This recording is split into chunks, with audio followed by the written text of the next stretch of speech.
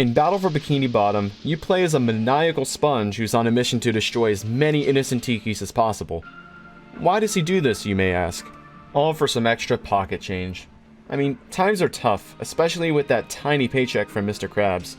SpongeBob's gotta make a living somehow. While many of these poor tikis are exposed and out in the open, a few tikis have managed to evade the serial-killing sponge for many years. Let's have a look at some of these hidden tikis, but don't tell anyone. Their lives depend on it. Anyways, starting off in Goo Lagoon, there's a bridge leading to the sea caves at the top of the huge sandcastle. On this bridge, there's a row of thunder tikis that lead to a stack of some stone tikis. Blowing up this chain of thunder tikis is like lighting a fuse, detonating the... Oh. What gives? Where's my huge explosion?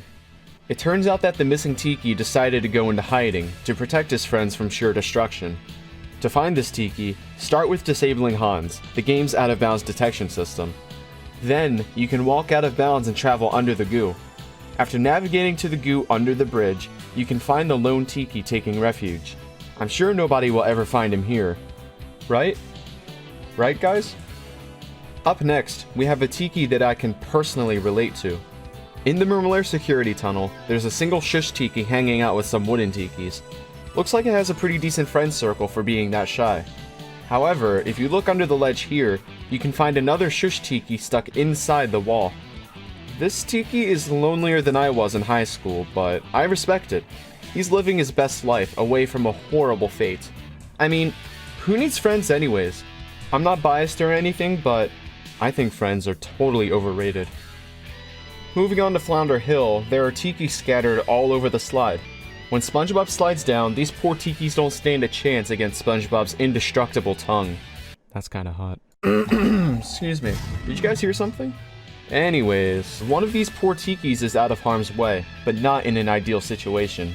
Using Hans' disable again, jump down to the sand mound, walk inside, and you'll find this single stone tiki.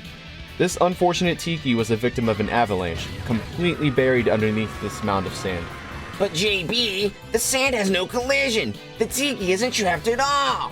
Sadly, the tiki cannot escape because it cannot move. It's a tiki after all. Lastly, we have the only tiki in the game who is truly safe from SpongeBob's wrath. In the Flying Dutchman's graveyard, there are 2 stacks of tikis at the top of the shipwreck area. They hired some robots to stand a guard, but sadly it won't be enough to fend off the deadly sponge.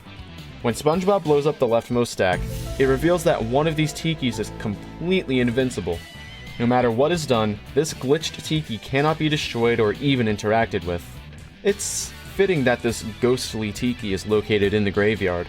Look at that smug expression on its face. I mean, look at him. It must feel great to be powerless, SpongeBob. You can't win at everything. And that's a wrap. Thanks for watching. I have a larger project in the works, so be sure to subscribe to catch it when it drops. I can't wait to share it with you guys. If you enjoy watching speedruns, I stream runs of this game live on Twitch. Drop a follow if you're interested. Anyways, my name is JBHJ, and I hope you have a good rest of your day.